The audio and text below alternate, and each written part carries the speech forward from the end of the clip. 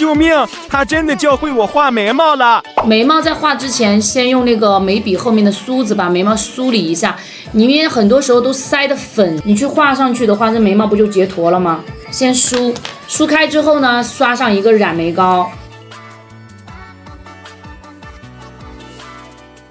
刷上一个染眉膏再画，眉色一定要降下来。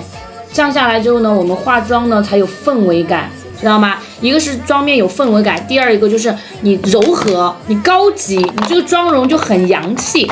你再去搭配一个差不多色调的眉笔就非常好看，你随便怎么画都不会画得很黑，你知道吗？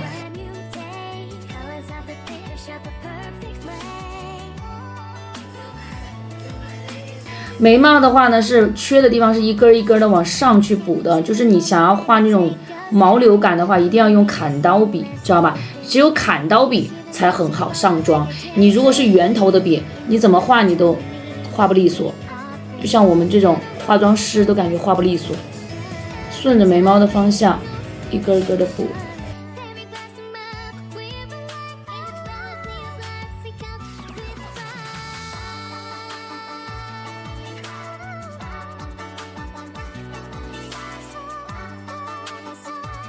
染眉膏我用的这个5号色哈，我的淡眉刷出来是这种颜色。如果眉毛比较浅的女生，你可以参考我刷出来的这个色调哈。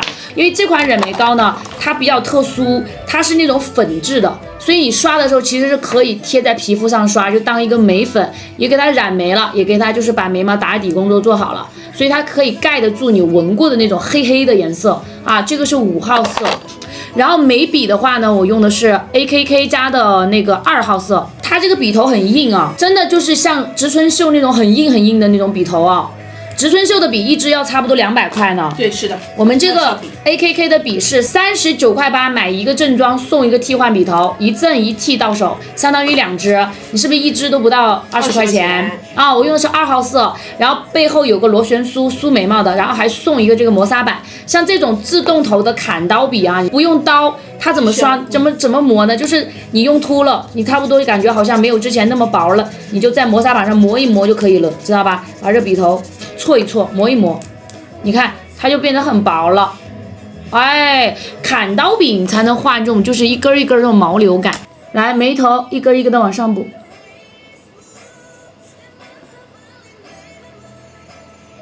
是不是？你看，有的时候你画眉毛画不好，说不定就是你的眉笔不好用。要换一支硬性的眉笔，宝贝们，才好画线条。对，必须是硬心的。你看，这样画出来眉毛是不是像长出来的一样？对。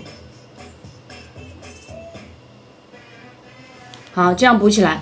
然后呢，眉尾的话呢，就是平的，沿着我们的眉底线方向往后拉。啊，带到我们的差不多就是你的外眼角，或者是你大概在画外眼线的时候，这个长度跟你的眉尾差不多长就行了。然后眉尾的高度呢，就是跟你的眉头差不多平行就可以了。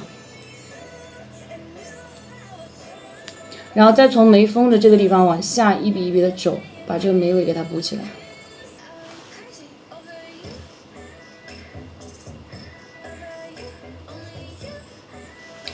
好，这样眉毛就画好了。看到没？就是这样去画。眉毛一定要刷染眉膏，不然的话，你整体的妆容你是出不来我这个妆效的感觉的。这是浓眉，这是黑头发，浓眉画出来的妆真的就是差太多意思了，这不是差一星半点了，这个妆面就是不洋气，不高级，看到没有？很显胸。